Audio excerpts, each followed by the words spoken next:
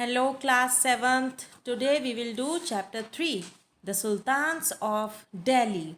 तो अब हम सुल्तान के बारे में पढ़ेंगे, कौन कौन से आए दिल्ली में। तो देखते हैं इस चैप्टर में हमें क्या मिलेगा पढ़ने को। इसमें हमें मिलेगा सोर्सेज ऑफ द दिल्ली सल्तनत।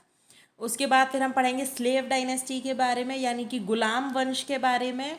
Then will talk about Khilji dynasty, Tughlaq dynasty, administration in the सल्तनत, यानी कि सल्तनत चलती कैसे थी, सोसाइटी एंड इकोनॉमी, वहाँ के लोग कैसे रहते थे, पैसा कमाने के लिए क्या करते थे, डिक्लाइन ऑफ द सल्तनत, यानी सल्तनत पीरियड ख़त्म कैसे हुआ।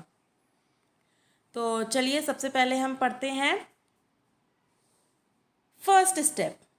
रज़िया सुल्तान was the first women ruler of Delhi सल्तनत। तो ये बहुत इंपॉर्टेंट है। रज़िया सुल्तान पहली महिला थी जिन्होंने दिल्ली पर राज किया, जो दिल्ली सल्तनत का हिस्सा थी। The chronicler Minhaj e Siraj recognised her to be more able and qualified ruler than all her brothers. ऐसा हुआ क्योंकि एक महिला ने दिल्ली पर राज करा। ये इसलिए हुआ क्योंकि ऐसा माना जाता है कि उनके जो भाई थे बाकी के, उनसे ज़्यादा कैपेबल वो थी राज करने के लिए, वहाँ की सुल्तान बनने के लिए। She faced a lot of hardships after succeeding her father to the throne of Delhi and was eventually removed and executed. उनका जितना भी टाइम रहा वो बड़ा ही मुश्किलों भरा था। जितने टाइम वो दिल्ली की सुल्तान रहीं, काफ़ी मुश्किलें आई उनके पास, और इसमें हुआ ये कि आखिर में उन्हें अब उनकी गद्दी से हटा दिया गया। Do you think if she had the support of nobles, she would have excelled as a ruler of the Delhi सल्तनत? तो इसमें हम आगे पढ़ेंगे कि उन्हें क्यों हटाया गया, कैसे हटाया गया और किन लोगों ने हटाया। तो चलिए सबसे पहले करते हैं शुरुआत। During the years 1206 to 1526 CE, a series of rulers who ascended the throne of Delhi remained the supreme political authority in India. These rulers called themselves Sultan, and Delhi was their capital city. Therefore, 1206 and 1526 CE is considered as the period of Delhi Sultanate. तो जो time period है 1206 से लेके 1526 तक, यहाँ पर दिल्ली की capital बनाई गई। दिल्ली की कैपिटल बनाई सुल्तान ने, और इसलिए इस पीरियड को बोला जाता है सल्तनत पीरियड, यानी कि दिल्ली सल्तनत। ओके, तो इसमें अलग अलग सुल्तान आए जिन्होंने दिल्ली पर राज किया। पता कैसे चला हमें उन सुल्तानों के बारे में, कितने टाइम किसने राज किया, उनका एडमिनिस्ट्रेशन कैसा था, कौन सा रूलर कैसा था, कौन सा सुल्तान कैसा था, उसके लिए हमें काफ़ी सारे सोर्सेज मिले। तो देखते हैं ये कौन कौन से थे sources. Besides inscriptions, coins and monuments, there are numerous documentations in the form of histories that have been maintained. तो हमें इंस्क्रिप्शंस भी मिले, हमें टेम्पल्स भी मिले, हमें मॉस्क भी मिले, इसके अलावा हमें कॉइन्स भी मिले, मॉन्यूमेंट्स भी मिले, जिनसे हम पता कर सकते हैं कि किस सुल्तान ने क्या कंस्ट्रक्शन करवाया, उनका एडमिनिस्ट्रेशन कैसा था, उनके टाइम पीरियड में लोगों की लाइफ कैसी थी। इसके अलावा डॉक्यूमेंट्स भी मिले हैं उनसे related. These records were known as Twarikh or were written in Persian, the official language in Delhi Sultanate. तो इसको पर्शियन भाषा में लिखा गया है, जो कि उस समय की ऑफिशियल भाषा थी दिल्ली सल्तनत की। Twarikh were written by learned men that included poets, courtiers, secretaries and administrators. तो ये उस समय के जो एडमिनिस्ट्रेटर्स थे, पोएट्स थे, जो उनके दरबारी थे, ये सब रिटन रिकॉर्ड्स मेंटेन किया करते थे, और वहीं से हमें इनके बारे में पता चला है। Accounts of foreign travelers such as the Moroccan traveler Ibn Battuta are also an important source to reconstruct the history of the Delhi Sultanate. तो उसमें इब्ने बतूता की जो बुक है वो भी एक इम्पॉर्टेंट प्ले रोल करती है, जो उन्होंने लिखा, उससे भी हमें काफ़ी कुछ पता चलता है दिल्ली सल्तनत के बारे में। His work mentions Muhammad bin Tughlaq's decision to shift the capital from Delhi to Daulatabad and the elaborate preparations made for the shifting. उन्हीं के जो मेंशंस हैं, उन्हीं के जो लिखे हुए डॉक्यूमेंट्स हैं, उन्हीं से हमें पता चला कि किस तरीके से मोहम्मद बिन तुगलक ने अपनी राजधानी बदली, वो दिल्ली से गए दौलताबाद, और किस तरीके से उन्होंने तैयारियां करी दिल्ली से दौलताबाद जाने के लिए, उन्होंने अपनी कैपिटल चेंज की थी। तो शुरुआत होती है गुलाम वंश से, इसको हिंदी में बोलते हैं गुलाम वंश यानी कि slave dynasty.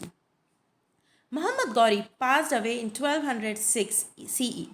Since Muhammad Ghori had no legal heirs, his territories were divided among his Turkish slaves. Qutbuddin Aibak was also a slave of Muhammad Ghori and was given the territory of Delhi. तो सबसे पहले शुरुआत होती है मोहम्मद गौरी से। मोहम्मद गौरी का खुद का कोई वारिस नहीं था, इसीलिए उसके जितना भी जीता हुआ एरिया था, जितनी भी उसकी टेरिटरीज थी, उनको डिवाइड कर दिया गया। तो जो डिवीज़न हुआ वो इस तरीके से हुआ कि उनका एक स्लेव था, उनका एक गुलाम था, है ना, जो उनका गुलाम था उसका नाम था कुतुबुद्दीन ऐबक। और जो हिस्सेदारी हुई वो इस तरीके से हुई कि कुतुबुद्दीन ऐबक के हिस्से में आया Delhi. He founded the Mamluk dynasty, which was also known as the slave dynasty. तो यहीं से शुरुआत हुई स्लेव डायनेस्टी की, और स्लेव डायनेस्टी का दूसरा नाम है ममलूक डायनेस्टी। स्लेव डायनेस्टी इसलिए नाम रखा गया क्योंकि जो मोहम्मद गौरी थे, इनका जो स्लेव था वो था कुतुबुद्दीन ऐबक, और कुतुबुद्दीन ऐबक की हिस्से में आई दिल्ली। तो जब शुरुआत हुई तो भाई वो गुलाम था, इसीलिए उसने किस वंश की शुरुआत की? गुलाम वंश की शुरुआत की, यानी कि स्लेव डायनेस्टी की शुरुआत की। ठीक है। Mamluks was an Arabic term use for slaves. Actually Mamluk का जो मतलब होता है वो अरेबिक में मतलब ही होता है स्लेव, इसीलिए स्लेव डायनेस्टी को किस नाम से जान सकते हैं? ममलूक डायनेस्टी से। तो चलिए, मोहम्मद गौरी चले गए, उनके जितनी भी टेरिटरी थी उसका हिस्सा, उसके हिस्से में से दिल्ली आया कुतुबुद्दीन ऐबक के हिस्से में। तो पढ़ते हैं ये कुतुबुद्दीन ऐबक चीज़ क्या थे। तो when Mohammad Ghori left for his homeland, he placed Delhi and its adjacent territories in the hands of Qutbuddin Aibak. देखो, मोहम्मद गौरी जब आए तो उन्हें यहाँ का सिर्फ एरिया जीतना था, यहाँ रहना नहीं था। तो उन्होंने जाते जाते जब उन्होंने एरिया जीत लिया तो इसके बाद वो यहाँ से जाते जाते जो दिल्ली था और दिल्ली के आसपास का जो एरिया था, जो टेरिटरी थी, वो कुतुबुद्दीन ऐबक को देकर चले गए। उन्होंने दिया इस तरीके से नहीं था कि उन्होंने उनको बिल्कुल दे दिया, उन्होंने उनको दिया था उस टेरिटरी का ध्यान रखने के लिए, यानी दिल्ली का ध्यान रखने के लिए। वो थी अंडर गौरी के, पर जो उसका एडमिनिस्ट्रेशन था वो चलाने के लिए दिया गया कुतुबुद्दीन ऐबक को। He had captured many Rajput kingdoms and extended the Turkish rule to the Doab region. But before he could consolidate his empire, Qutbuddin Aibak died in an accident. तो जिस तरीके से मोहम्मद गौरी ने दिल्ली दिया था और दिल्ली का आसपास का एरिया दिया था, कुतुबुद्दीन ऐबक उससे ज़्यादा बढ़ना चाहते थे। बहुत सारे राजपूत किंगडम्स को उन्होंने अपने अंडर ले लिया था, अपने टर्किश रूल को उन्होंने बढ़ाया, और जब तक वो उसको और ज़्यादा बढ़ा पाते, उनकी एक एक्सीडेंट में मृत्यु हो गई। Qutbuddin Aibak has been described as an able and generous ruler. काफ़ी इम्पॉर्टेंट थे ये, क्योंकि इन्होंने अपना एरिया अच्छे खासे फैला लिया था, अपना जो एरिया था, काफ़ी अच्छे रूलर माने जाते थे ये उस समय के। दो the short span of 4 years was not enough to develop a well-defined administrative structure, he thought of the welfare of his subjects. For his generosity and benevolence, Aibak was also known as Lakh Baksh, the giver of lakhs. तो ये अच्छा खासा दान पुण्य भी किया करते थे भाई, इसीलिए इनका नाम रखा गया लाख बख्श। तो इसको अंडरलाइन कर लीजिएगा कि लाख बख्श किसे बोला जाता था? ये बोला जाता था कुतुबुद्दीन ऐबक को। ये उपाधि किसे मिली थी लाख बख्श की? कुतुबुद्दीन ऐबक को। इसके बाद आए Iltutmish. After the sudden death of Qutbuddin Aibak, his son became the Sultan for a brief period. However, he was soon replaced by Iltutmish, the son-in-law of Aibak, who was an efficient conqueror and ruler. तो कुतुबुद्दीन ऐबक की मृत्यु हो गई, बहुत ही कम समय मिला उन्हें अपने एरिया को बढ़ाने के लिए। उसके बाद उनके बेटे आए गद्दी पर जल्दी ही उनके बेटे को भी वहाँ से हटा दिया गया, और उनके बेटे की जगह आ गए उनके दामाद, यानी कि कुतुबुद्दीन ऐबक के जो दामाद थे उसके बाद वो गद्दी पर आए, और उनके दामाद का नाम था इल्तुतमिश। ठीक है, son in law. During his reign, the power of the Delhi Sultanate began to be consolidated. In fact, many historians regard Iltutmish to be the first real ruler of the Delhi Sultanate. इनके time में दिल्ली सल्तनत का जो राइन था वो काफ़ी rise किया, काफ़ी फ्लरिश हुआ, काफ़ी इन्होंने अपना रीजन बढ़ाया, जिसकी वजह से माना जाता है कि इनको कई बार ऐसा भी बोला जाता है कि रियल फाउंडर ये थे, रियल रूलर ये थे।